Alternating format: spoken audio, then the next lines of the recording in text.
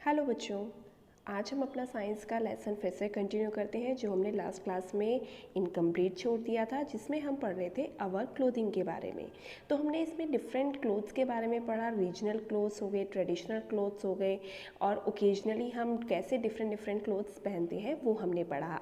आज हम जानेंगे क्लोथ मटेरियल के बारे में, यानी कि जिससे हमारे कपड़े बने होते हैं। जैसा कि कल मैंने आपको बताया था, ये दो तरीके के होते हैं मेनली जो होते हैं। नंबर 1 इज़ नेचुरल फाइबर, जो कुदरती फाइबर्स होते हैं जिन्हें भगवान ने बनाया है और जो हमें प्लांट या एनिमल से मिलते हैं। And number 2 is synthetic fibre, जो कुदरती नहीं होते, ये मैन मेड होते हैं। जब हमारा इवोल्यूशन हुआ और ह्यूमन बींग्स ने नई नई चीज़ें सीखी तो उन्होंने फाइबर्स को भी बनाना सीखा। जैसे कि आप पिक्चर में देख रहे हो, नेचुरल फाइबर और आर्टिफिशियल फाइबर में आपको कंपैरिजन भी दिखाया हुआ है। ये फर्स्ट वाली जो नेचुरल फाइबर है, ये एक कॉटन प्लांट की फ़ोटो दी हुई है कि जो कॉटन है वो प्लांट पे किस तरीके से होती है, और साथ ही उसके दिया हुआ है आर्टिफिशियल फाइबर जो मैन मेड होता है। तो नेचुरल फाइबर्स के बारे में मैंने आपको बताया है कि या तो ये प्लांट के पार्ट से बना होता है या एनिमल्स के पार्ट से बना होता है। इसमें नंबर 1 एग्जांपल दिए हुए हैं आपको कॉटन, जूट और लाइनन, जो प्लांट्स के पार्ट से बने होते हैं। सेकंड दिया हुआ है आपको वूल, सिल्क और फर, जो कि हमें एनिमल्स के स्किन से मिलते हैं। जैसे कि आप पिक्चर में भी क्लियर देख पा रहे हो, ये आपकी टेक्स्ट बुक में भी पिक्चर दी हुई है। इसमें डिफरेंट एग्जांपल्स दिए हुए हैं आपको नेचुरल फाइबर के, जैसे सिल्क हो गया, कॉटन हो गया, जूट हो गया, वूल हो गया। इसके बाद हम पढ़ते हैं सिंथेटिक फाइबर के बारे में। These fibres are prepared artificially from petroleum. ये जो फाइबर्स होते हैं ये पेट्रोलियम से बनते हैं। They are also called man made fabrics, यानी कि इन्हें मैन मेड फैब्रिक्स भी कहा जाता है। क्यों? क्योंकि ये, जैसा कि मैंने आपको बताया, इंसानों द्वारा बनाए गए हैं। दे हैव लॉन्ग लाइफ, इनकी लाइफ जो होती है वो लॉन्ग होती है।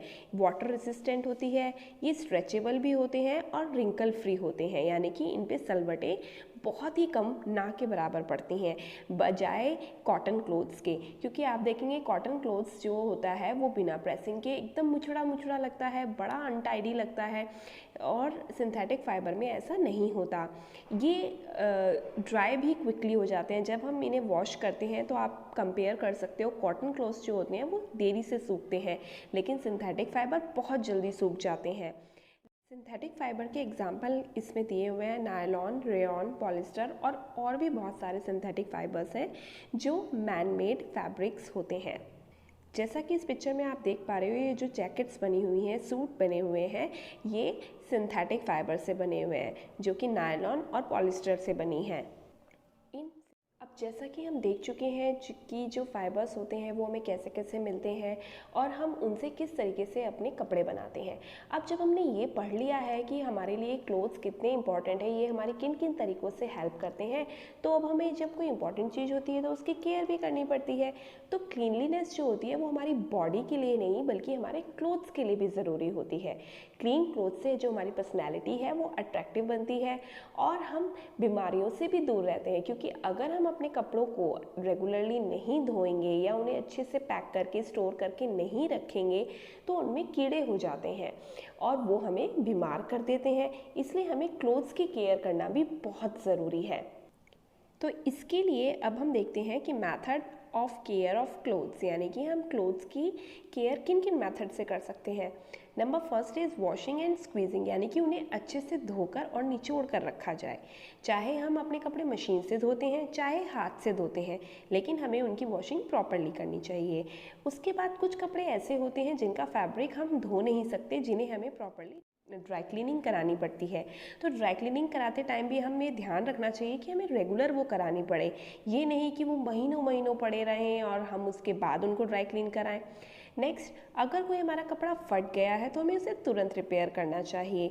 हमें जो पेशेंट्स होते हैं, यानी कि जब हम कभी घर में भी बीमार हो जाते हैं, हमें खांसी जुकाम हो जाता है या हम ज़्यादा बीमार हो जाते हैं, तो हमें अपने क्लोथ्स को डिसइंफेक्टेड करना चाहिए, यानी कि उनमें दवाई डालकर उनको प्रॉपरली धोकर उनसे जो कीटाणु होते हैं, जर्म्स होते हैं, उनको निकाल देना चाहिए।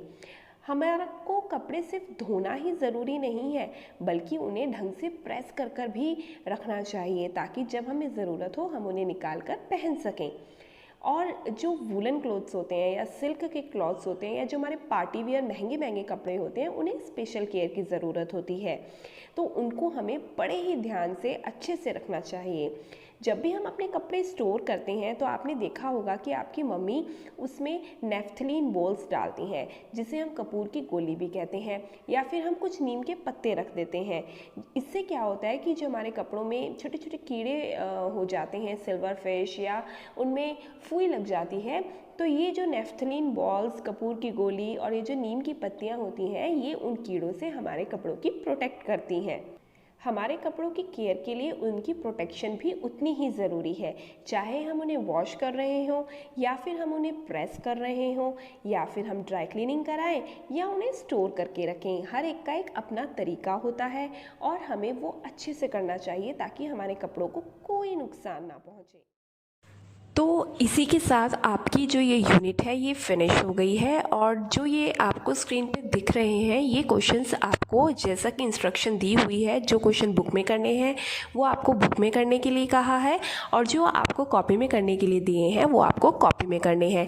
जिन बच्चों के पास बुक नहीं है, जिन्होंने अभी तक नहीं खरीदी है, कोई प्रॉब्लम नहीं है, वो इस वीडियो में से इन क्वेश्चंस को अपनी कॉपी में नोट करेंगे।